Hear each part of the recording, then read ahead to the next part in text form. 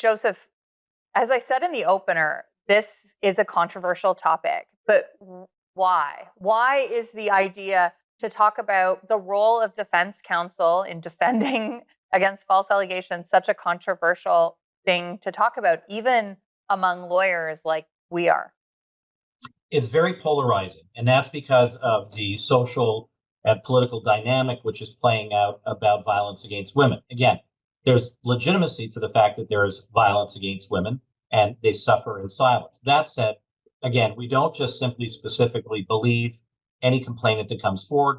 And any other issues, the discussion about false accusations or fabricated allegations seems to have become such a dirty terminology because it seems antithetical to what they're trying to establish. In other words, there are some extreme points that are being argued by certain groups that there is no such thing as a false accusation. And therefore, talking about it undermines the progress that they have and just simply re-victimizes the victim. And that's just not the system that we have. It's not in line with a criminal justice system. I mean, why have a justice system at all if an allegation is proved upon uttering it? Now, this is something that you deal with as a daily part of your criminal defense practice. And I want to talk about some of your cases. Now, I've seen you speak previously about a case that you had involving a university student, a young man who had a relationship that ended, and he was subsequently charged with assault and sexual assault and other offenses.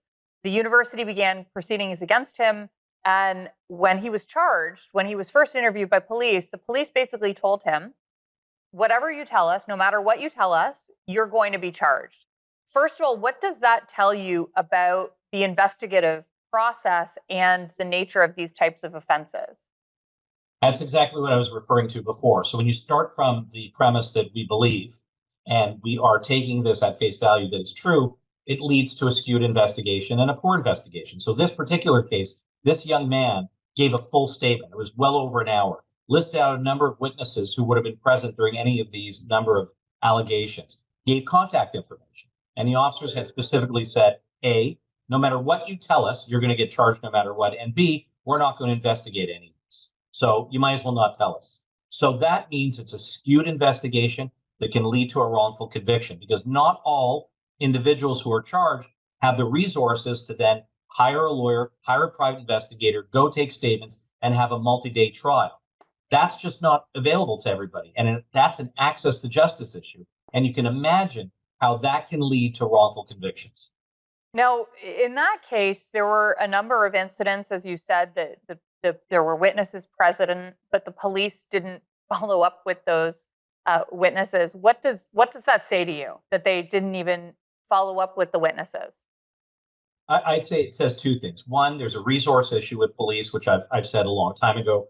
I'm not against policing. We need police, and they need to be resourced properly to conduct investigations. Number two, the directives and policies that are being given to Crown prosecutors and to police officers rob them of any discretion and ability to undertake fulsome investigations. I'm not saying this happens all the time. I've seen some police officers do very good investigations and interview people. But by and large, it's simply taking a statement from a complainant and the person gets charged. And in this case, the university, where the complaint started, excluded this individual from university grounds. He had to do all of his courses online. And this was a 4.0 GPA student in the business program at U of T. And you can imagine how isolating and detrimental this was to this young man's education. Now, in the university did all of that. They denied him access to class or prohibited from going to class before any allegations had been proved, before they had completed their investigation. And one thing that also stood out to me was that the university asked the accused here for a statement before the criminal case had proceeded, which obviously if you make a statement that it could be used against you in a court of law. And of course, right. if he gave a statement, it could have been used if he gave a statement to the university, the criminal system could have used it against him. So what happened with that? We've only got about 30 seconds. In this case, our client decided to be interviewed. I attended the interview. It was an excellent lawyer, an outstanding lawyer hired by the university, who did a much better investigation than the police ever did, and a far better analysis than the Crown attorney. So to her credit, she did a fantastic job, and she listened to him very carefully and ultimately found that the complainant was not credible, even on a standard of proof of a balance of probabilities. Now, the criminal case, the charges were ultimately withdrawn as well, and these allegations were fabricated. They were withdrawn, but they wouldn't acknowledge fabrication, in spite of the overwhelming evidence that it was fabricated.